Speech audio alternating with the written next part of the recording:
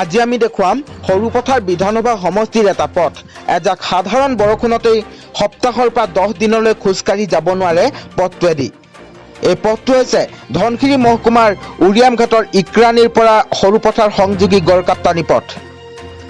পথটোত দ পুখুৰী সদৃশ গাঁত এজাক বৰষুণ দিলে খোজকাঢ়ি যাব নোৱাৰে জনসাধাৰণে। পথটোৰ ওপৰেদি উৰিয়ামঘাট অঞ্চলত থকা কেইবাটাও তৈল খাদলৈ তেল আৰু প্ৰাকৃতিক গেছ নিগমৰ গধুৰ যান বাহন যায় যদিও পথটো মেৰামতিৰ হেমাহি কৰিছে ONGC আৰু গড়কাপ্তানি বিভাগে। ধনশিৰিৰ ডাম্পাৰ মালিক সংস্থা দয়াং এছ'চিয়েশ্যনে পথছোৱা নিজাববীয়াকৈ মেৰামতিৰ সিদ্ধান্ত গ্ৰহণ কৰি যোৱাকালি আৰু আজি পথটোৰ মেৰামতি কৰিছে। পথটোত চেণ্ড গ্ৰেভেল পেলাই আৰম্ভ কৰিছে মেৰামতিৰ কাম। মহকুমাটোৰ প্ৰায় 1 শতাধিক ডাম্পাৰ আৰু কেইবাখনো JCBয়ে উক্ত দয়াং এছ'চিয়েশ্যনৰ তত্বাৱধানত মেৰামতিৰ কাম কৰি আছে। নৱগঠিত ধনশিৰিৰ ডাম্পাৰ মালিক সংস্থা দয়াং এছ'চিয়েশ্যনৰ এই পথ মেৰামতি কাৰ্যক সকলোৱে শলাগ লৈছে।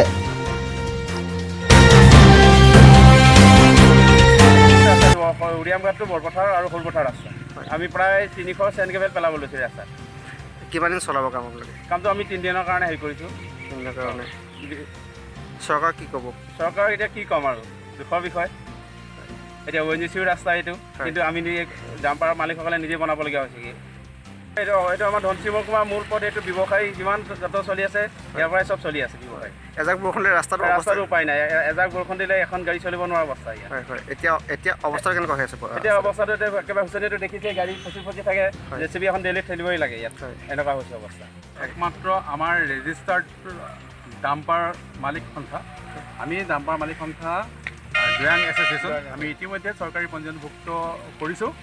আৰু আমি আমাৰ এই পথছোৱা বৰপথাৰৰ পৰা প্ৰেমহৰা হৈ উৰিয়ামঘাট কুঁৱাৰী পৰ্যন্ত আকৌ ইক্ৰাণী চাৰিআলিৰ পৰা সৰুপথাৰলৈ যোৱা পথছোৱাৰ যি অৱস্থা, এই অৱস্থা চৰকাৰে আজি অতদিনে একো কৰা নাই। গতিকে আমি আমাৰ নিজৰ সুবিধাৰ কাৰণে এই কামখিনি আমি নিজেই কৰি লৈছোঁ।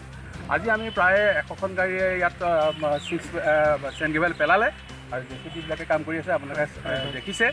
আৰু আমি অহা কালিলৈও আমি এনেধৰণেৰে যিবিলাক গাড়ী ঈদৰ কাৰণে বহুলোকে গাড়ী পঠিয়াব পৰা নাই, গতিকে তেওঁলোকে কাইলৈ গাড়ীবিলাক দি পেলানি আমাৰ এই পথছোৱা মেৰামতি কৰি অন্ততঃ যাতায়াতৰ বাবে উপযোগী কৰি তুলিব।